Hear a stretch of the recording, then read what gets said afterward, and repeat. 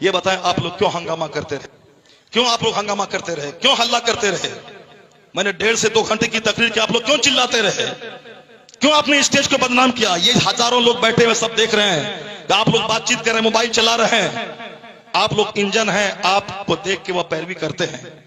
بس اسد بھائی آ جائیں، کھڑے ہو جائیں، نعت پڑھ دیں، یہی ہے 2 گھنٹے جو میں نے شریعت پیش کیا، قرآن حدیث پڑھا تھا، کیا ہوا؟ یہ سارا مجمع سنتا رہا اور آپ لوگ چلاتے رہے اور بات کرتے رہے اور کہتے ہیں کہ عالموں کا احترام نہیں ہے۔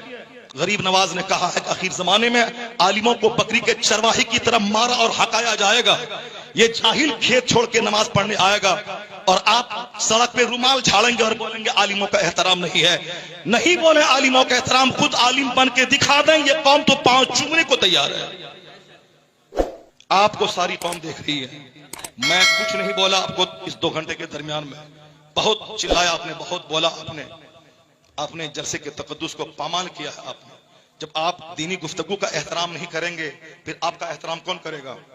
آپ بھی نعت پڑھنے والے کو آپ ترجیح دیں گے، یہ حدیث قرآن سے زیادہ یہ قیمتی آدمی ہے، تو پھر حدیث و قرآن بولنے والا کوئی نہیں رہ جائے گا، پھر وہی جھال بجانے والا سب رہے گا۔ سب لوگوں بولیں گے کہ جب گانا ہی نعت ہی سننا ہے تو نعت بغیر قوالی کے، بغیر مزامیر کے کیوں سنیں؟ وہ مزامیر لائے گا اور آپ کو بھگا دے گا۔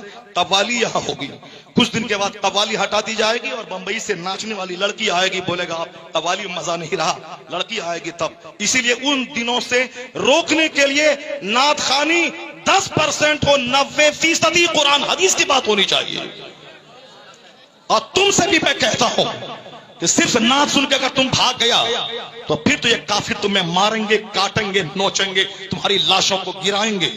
یہی اسلام سکھاتا ہے کہ گانا گائیں، اگر تم نعت سننے کے بعد بھاگے گا، نعت سننا ضروری نہیں ہے، قرآن سننا ضروری ہے، حدیث سننا ضروری ہے، بزرگوں کی بات سننا ضروری ہے، اور جو ضروری ہے اس کو بولے گا جلدی سے ختم کریں، جلدی سے اسد بھائی کو لائیں، جلدی سے نعت سنیں، پھر وہ ہوگا یہاں تقریر نہیں ہوگی، بمبئی سے رنڈی آئے گی اور ناچے گی، وہ کام ہو جائے گا۔ اس لیے بر وقت اس کو روکنا ہوگا، بند کرنا ہوگا۔ پیلی بھیت علاقے میں یہاں عرس کی مجلس میں شیخ چلی آیا اور وہ طبلہ بجا کے صرف لطیفہ سنا کے ہنساتا رہا۔ میں نے کہا اس کے ذمہ دار وہ کامیڈی بولنے والا مولوی ہے، جب تم کامیڈی بولے گا تو پبلک تو بولے گی تجھ سے اچھی کامیڈی تو شیخ چلی کرتا ہے، اسی لیے شیخ چلی کو بلایا۔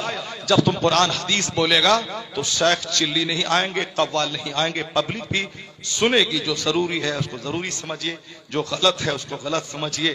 اللہ تعالیٰ جلسوں